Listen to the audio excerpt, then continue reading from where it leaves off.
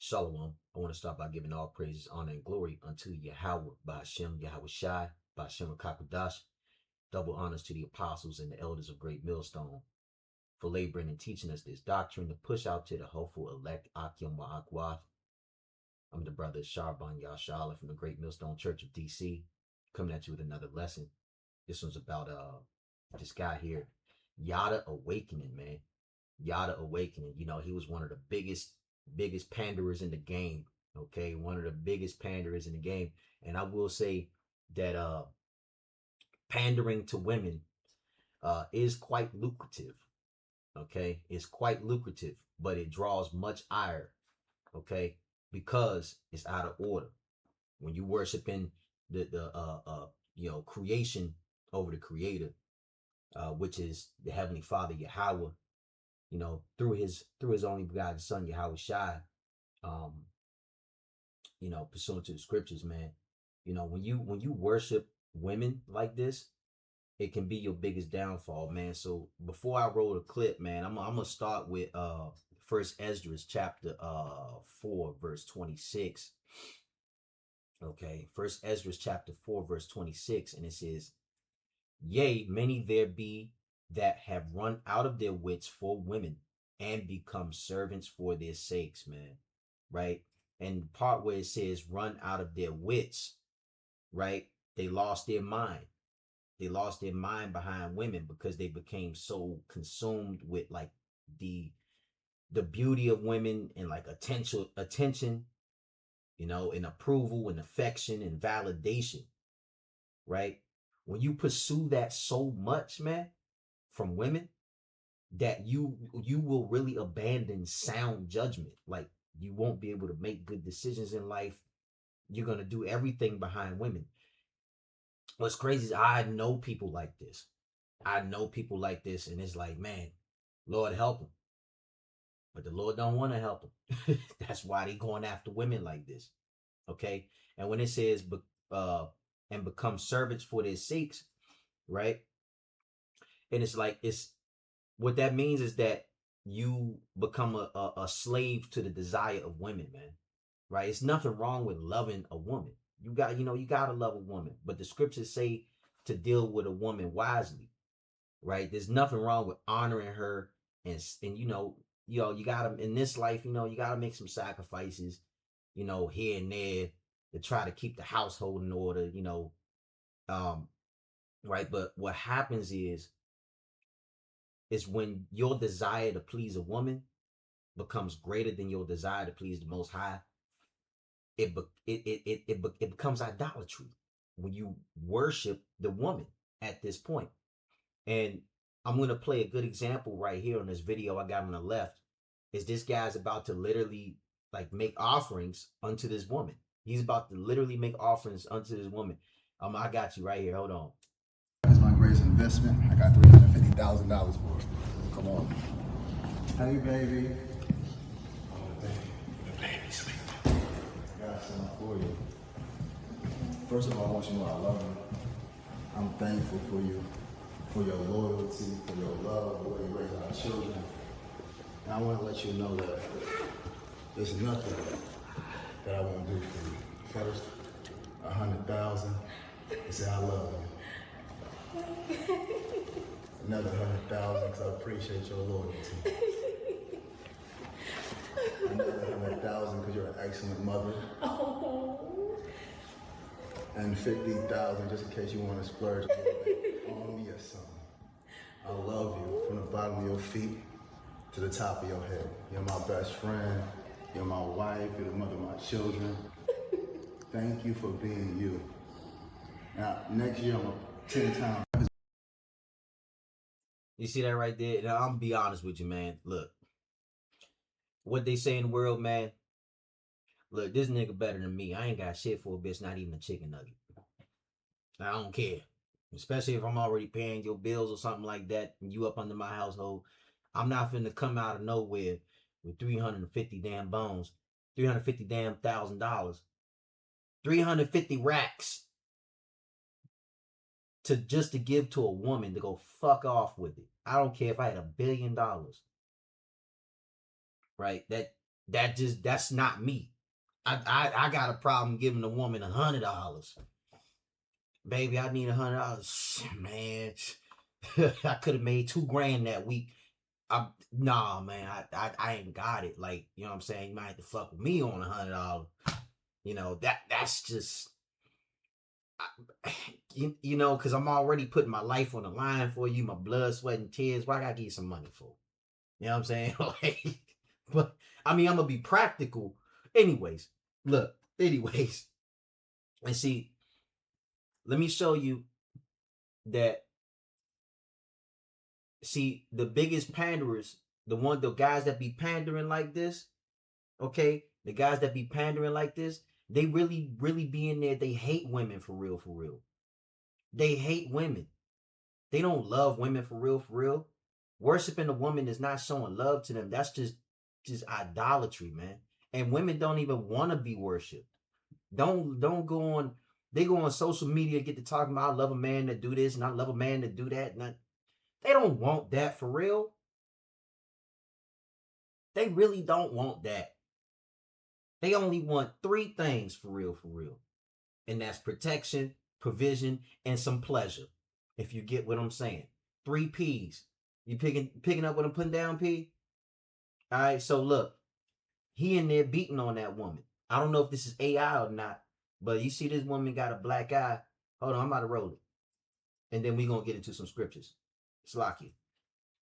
Yes, I'm ashamed and hurt. But I know it. Hold on, I messed that up. Hold on.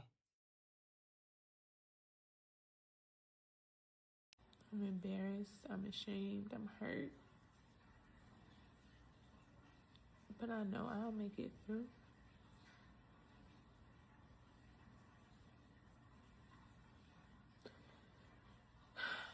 I've tried everything.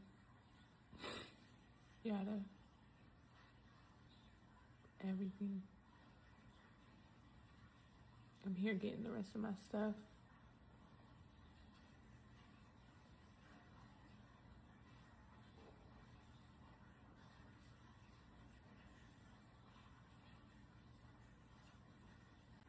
Again. To Yada again. What would you tell him? What would be your last message? That part's gonna make me cry. But I tried everything and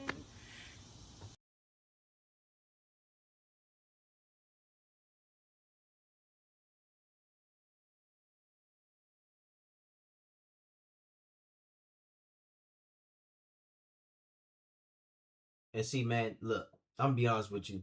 Part of me, I don't believe this shit for a second, but I believe there's some sort of ploy going on. She probably ran into a doorknob or some shit. I don't know. But chances are he probably was beating on her. Because a lot of them guys that see, look what this woman said. Women don't even want to be worshipped. I never trust a guy or a woman saying their men or women treat them like a divine being. The women don't even want that, man. They don't want that. He's over there. Look, she used to be with Nature Boy. Remember Nature Boy had something to say against Israel? Nature Boy, way before Yada. Look on all her old pages. Then she was doing good. Then she met Yada. I thought she was finally happy. I think I seen. Was this the girl in that documentary? Anyways, there seems to be a theme going on here, right? The whole postpartum theme going on. You know, this guy's talking about some cash app her $15,000 just because she's yours. Boy, fuck that.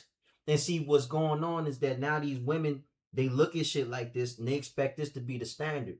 Now, I'm not going to go into any more of this because we made the point, but what I'm going to do is I'm going to actually go ahead and we just going to get to the main meal here. Okay, we just going to get to the main meal. We're going to go and get what I had pulled up in Romans. I got Romans chapter 1 and 25. Romans chapter 1 and 25.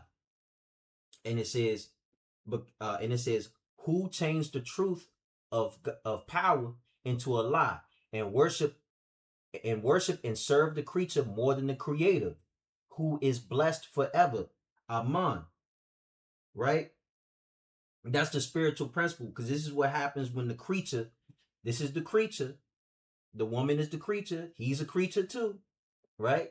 When the creature is put above the creator, okay? This is what happens, right? So when you worshiping the creation more than the creator, that's that's a form of Satanism right there, for real, for real. And then this guy's also a Muslim. He's one of them FOI Muslims, I think. One of them J Electronica Muslims. One of them bugged out monkey suit wearing niggas that worship Allah, a cube in the middle of the damn desert, which is vagina worship, but that's another video. Okay. Anyways, the Most High is the creator, man, and the woman is part of the creation, right? So your entire worldview is when you worshiping crazy. Oh, what will women think? Oh, will women approve? Oh, the bitch is gonna love this. The hoes gonna love this. The hoes gonna love. Somebody posted. Somebody was recording this. Okay, somebody was recording this. He said, oh, real quick, go set up the camera. We're gonna walk in there. Action. So fucking performative. It's not even real, man. This ain't real love, man. This is all for content. It's all for content. Okay? Right? When you worshiping with something's out of order, man. Right? I'm not saying hate women, cause I'm not gonna ever hate no woman. I ain't gonna hate no women. But I ain't gonna worship them. And I ain't gonna put them above myself. And damn sure I'm not gonna put them above the Most High, man. Right? So, because pandering is a form of servitude, man. Let me go back to First Esdras, man, because I wasn't done with First Esdras. Right? First Esdras chapter 4, verse 27. Many also have perished, have erred, and have sinned for women. Listen, you ain't listen. If you brothers know women, and you have known quite a few women, right? It's been once or twice, maybe quite a few times where you done, what I'm saying, went off behind a woman. Like you went all out your way and, betrayed your own principles just to, what I'm saying, especially when you're young and you don't know that much about women and, but look at these 3 words right here, right? Perished, erred, sinned, right? Notice that the responsibility is on the man to notice these things. So you can't really blame women for real. That's just what the fuck they do. You have to keep women in check. And if you can't keep it in check, you have to move on to the next. You know what I'm saying? So, the responsibility is on you. So women ain't necessarily evil. Yeah, they are the weaker vessel.